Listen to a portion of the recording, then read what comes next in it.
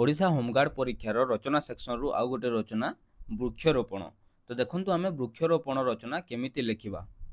तो देखंतु उपक्रम। वृक्ष हेउची पृथ्वीर एक अमूल्य धन। वृक्ष बिना आमे जीवन धारणा करि परिबा नाही। वृक्ष आमको शुद्ध वायु, खाद्य, औषध, काठ और प्राणी मानक पई आश्रय जोगाई थाए। मात्र वर्तमान वृक्ष छेदन वृद्धि पाइबा फल परिवेश बहुत प्रदूषित होउची। एही संकटापन्न परिस्थिति को रोकिबा तथा प्रकृति को सुंदर रखिबा पई वृक्षरोपण अत्यंत आवश्यक। तापर देखंतु वृक्षर उपकारिता।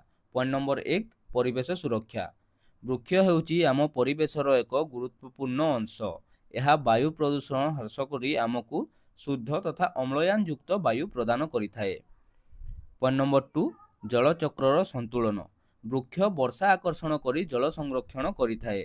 यह भूमिर उर्वरता को वृद्धि करे और कृषक मानक साहाय्य करे।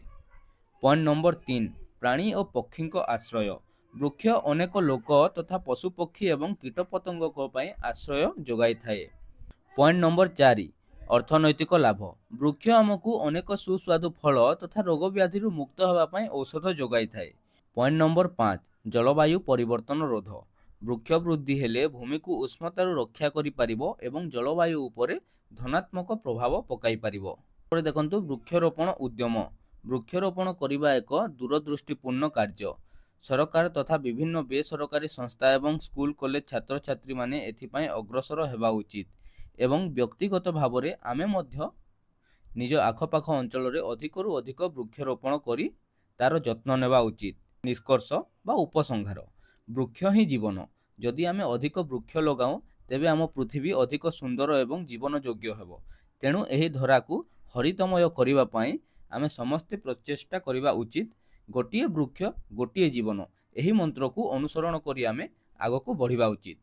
तो एठी आम वृक्षरोपण रचना शेष होउची। तो बंधुगण आज भिडियो रे एतिकी। भिडियोटी जदि आपण माननकु भल लागिताए ताहले भिडियोटी गोटे लाइक करंतु, सांग माननक सह शेयर करंतु एवं ए जाय जदि चैनल टी को सब्सक्राइब करि नाहंती ताहले चैनल टी को सब्सक्राइब करंतु और बेल आइकन को ऑल रे सेट करंतु, जहा फल रे हमर प्रत्येक भिडियो नोटिफिकेशन आपनकु सर्वप्रथम मिली पारिबो।